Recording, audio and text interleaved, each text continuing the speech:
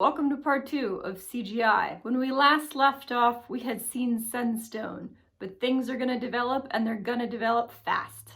The next stop on our journey here is Disney's TRON from 1982. This film featured the first extensive use, we're talking 15 minutes fully computer generated, of 3D CGI, including the famous light cycle sequence. We'll see a clip of that in a second. It also included very early facial animation for the master control program.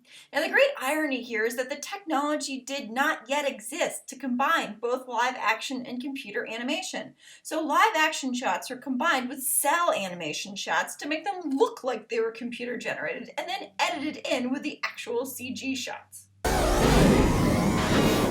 This is Blue Leader to Blue Bikes. Run these guys into your jet walls. Copy, Blue Leader. Copy, Blue Leader. This is Gold 1 to Gold 2 and 3. Split up. Take them one-on-one.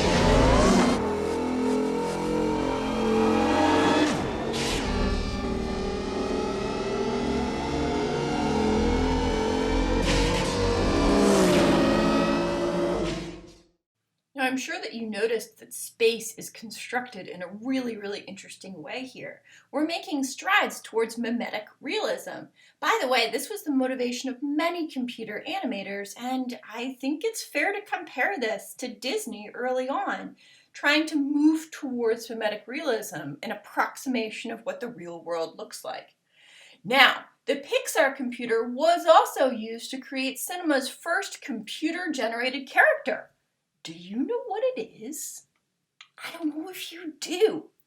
It always comes as a surprise. I know, right? Who would have predicted that? A glass knight from young Sherlock Holmes.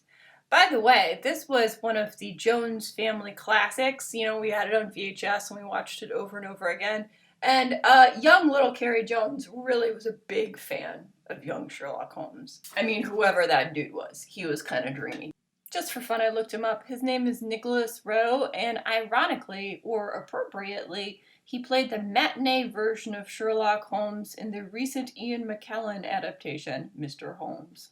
So Dennis Muren, who was the visual effects supervisor on this film, came up with the idea of using a laser recorder to scan the animated knight directly onto the film stock rather than compositing it in an optical printer. The use of the laser recorder meant that no resolution was lost, and ever since, laser scanning is a primary method of compositing CGI effects. Now, one of the next big breakthroughs in CGI technology was the morphing system developed by Doug Smythe with S-M-Y-T-H-E, with ILM. In 1988, this technology was used in Willow, another Jones family classic, directed by Ron Howard in 1988, to morph a sorceress into a series of animals.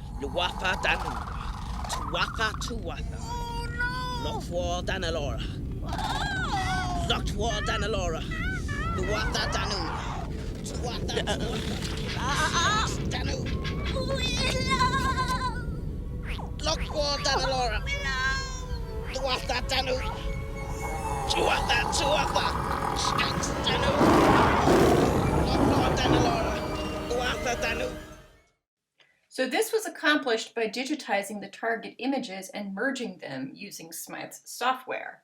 Now, in retrospect, I don't know how normal it was that the Jones family was so obsessed with special effects, but I'm grateful for it. It was probably formative. Incidentally, as a bit of a side note, we also saw morphing in Michael Jackson's Black or White video, which premiered in November of 1991. It was directed by John Landis, who also directed Thriller, by the way. So the morphing in this was done by Pacific Data Images, or PDI, and it was really state-of-the-art at the time. This was a really successful video, and as cheesy as it seems today, the CGI was really what made it such a visual thrill for the audience. It's a solid song too. Let's not lie to ourselves. Further strides were made with James Cameron's The Abyss in 1989 and Terminator 2 in 1991, both of which featured advances in morphing technology.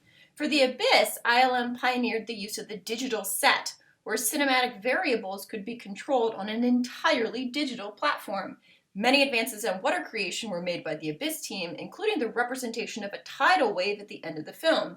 And actually, that's only on the director's cut, but that was the ancestor of the water rendering in 2000's The Perfect Storm, which was also done by ILM under the supervision of Stefan Fangmeyer. Now in Terminator 2, the T-1000 was created by drawing grid lines on a live actor's body, that's Robert Patrick, and scanning them into the computer as the actor moved in order to create a wireframe.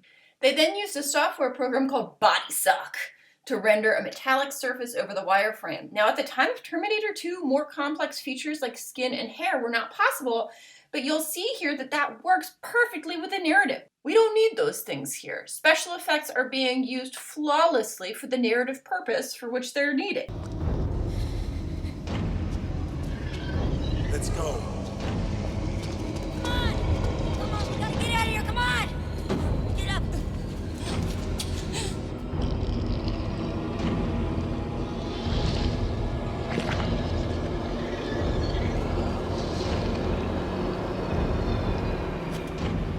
Come on, hand me the shotgun.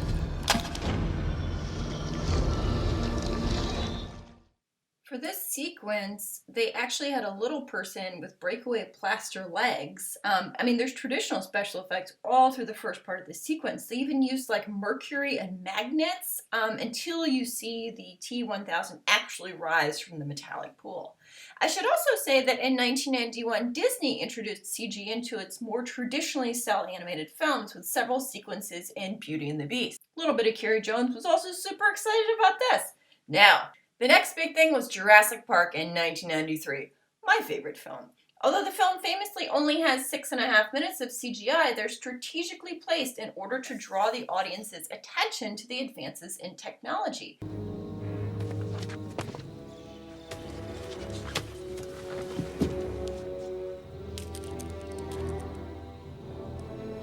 Alan, this species of variformin's been extinct since the Cretaceous period. This thing isn't one of this thing. What?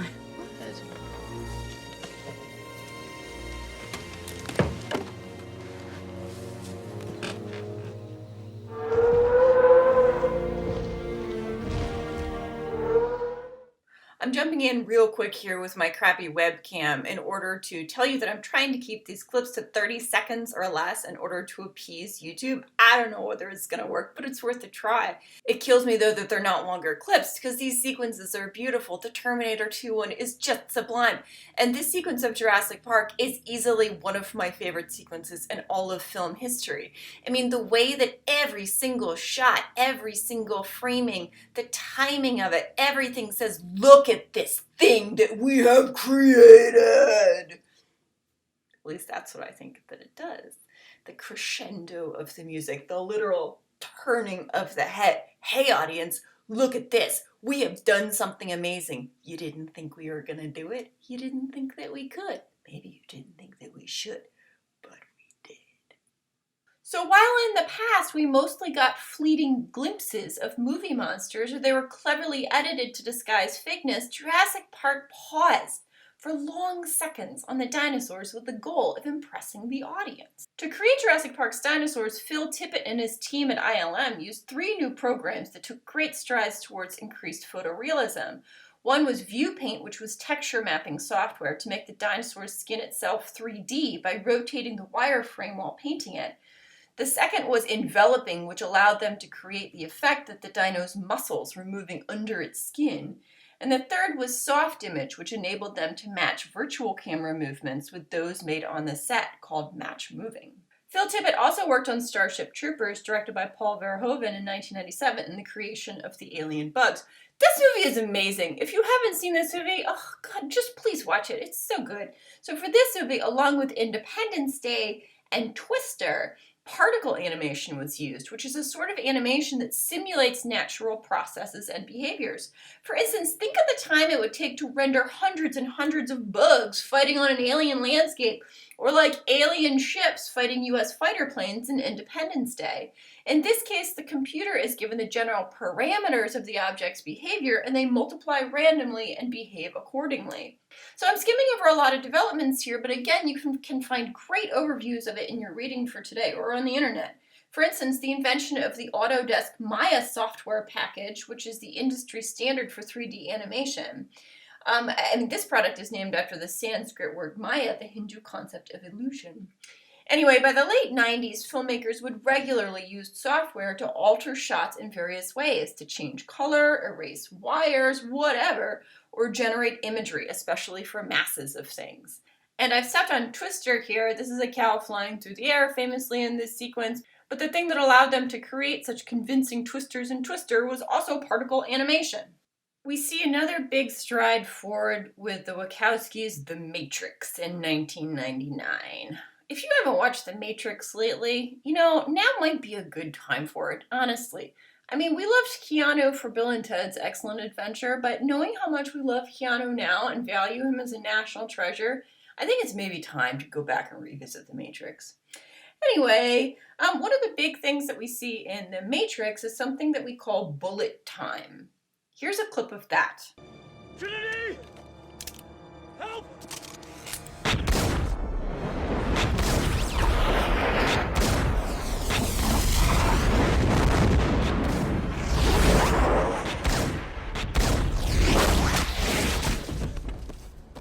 So how do they do it? It's a version of an old art photography technique known as time slice photography, in which an array of cameras, we call it a camera array, are placed around an object and triggered simultaneously. If this sounds an awful lot like Edward Muybridge and his galloping horse, you're absolutely right. Here, each camera contributes one frame to the video sequence, and when those pictures are shown in sequence, they create the effect of a virtual camera movement, the illusion of a viewpoint moving around an object that appears frozen in time. It's more complicated in the film, but that's close enough. Anyway, in the early 2000s, we start seeing more work done, too, with digital rotoscoping and motion capture. One good example of this is Richard Linklater's 2001 film Waking Life, which once again, young Carey thought was the height of depth and profundity and philosophical brilliance. Anyway, here's a very short clip of that.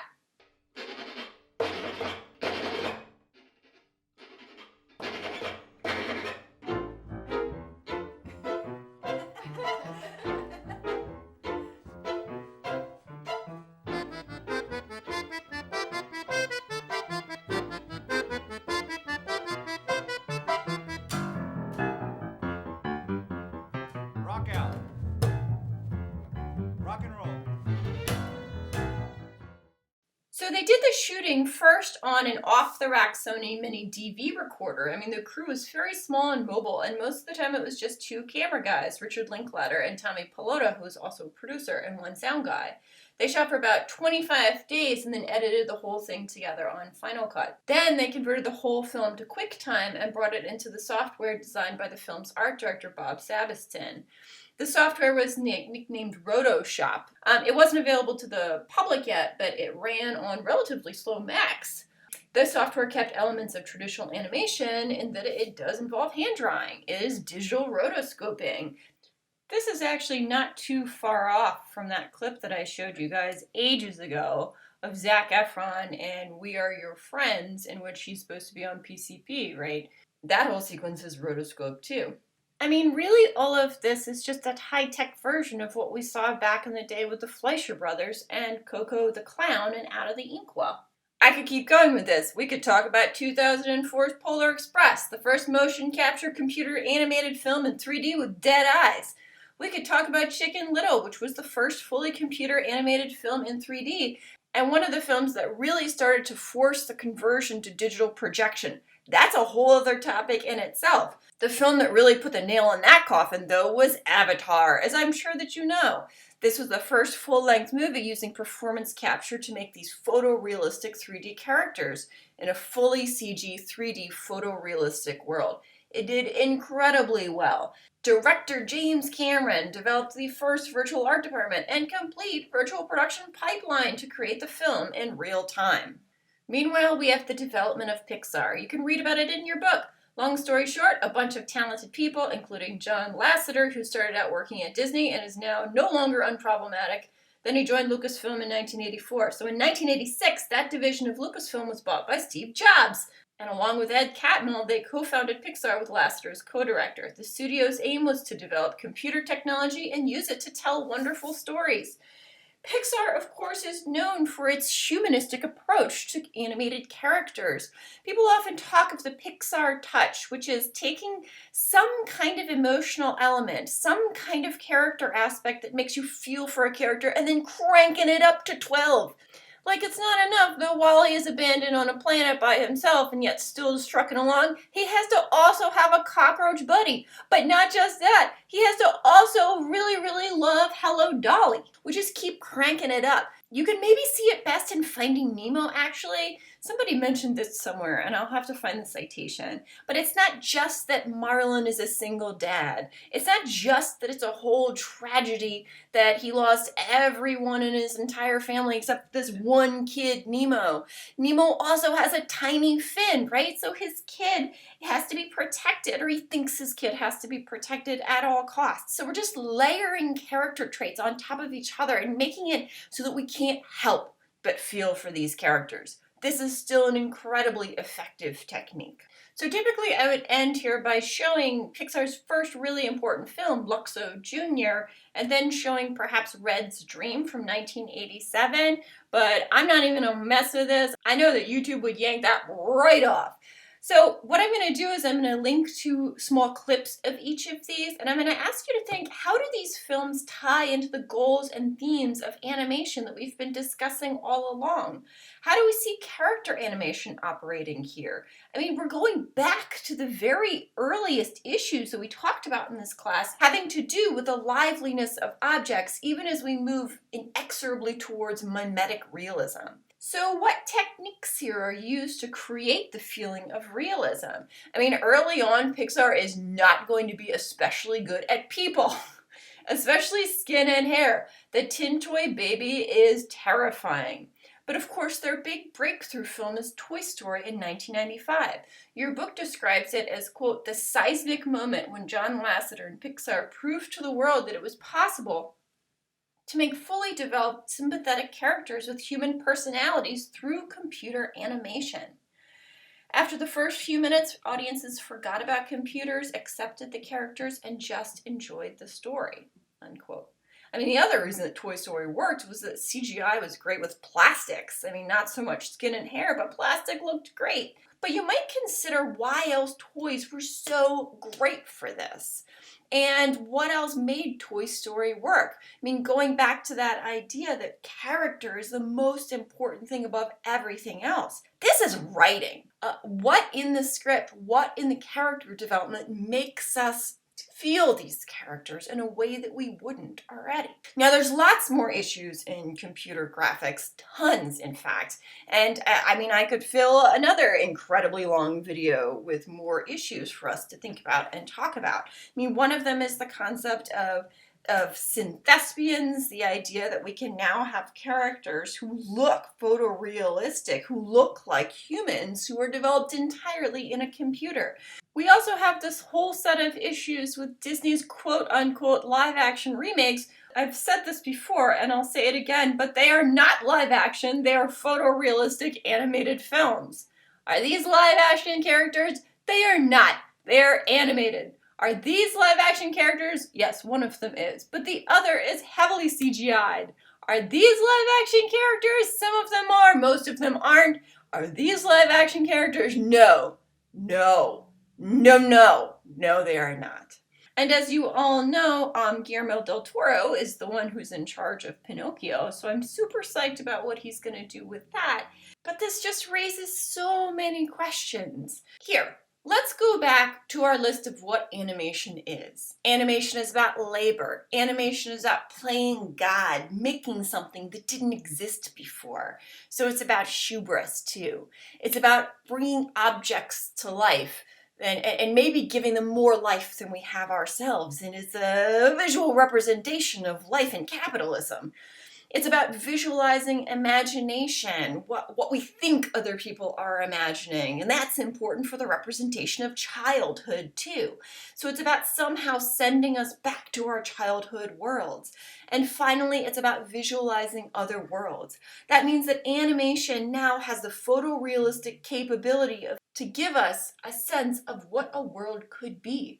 That means that when we're imagining utopia or imagining dystopia, a world that we want or a world that we don't want, animation has the capability to take something out of our brains and to give it to somebody else, to make an audience see either the progress or the destruction that you, the artist, imagine. So a lot of the time when we see animation these days, it doesn't even look like animation anymore. We are encouraged as audience members to accept it as part of the reality of the film's world.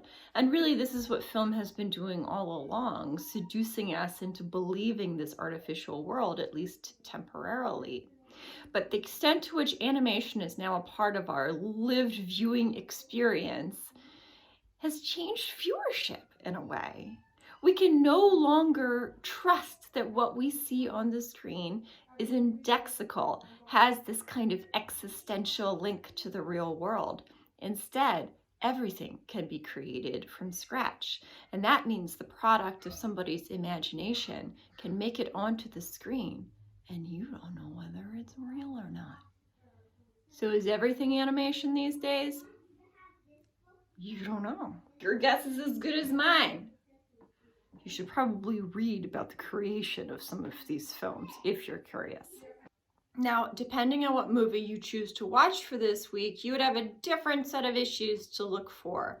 But I want you to, no matter what you're watching, go back to this list of the things that animation is and does.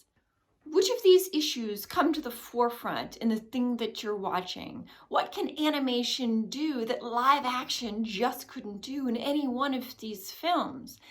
And how does not being able to tell the difference between photorealistic CGI and live action filming affect your enjoyment of or investment in the film? Maybe it doesn't at all.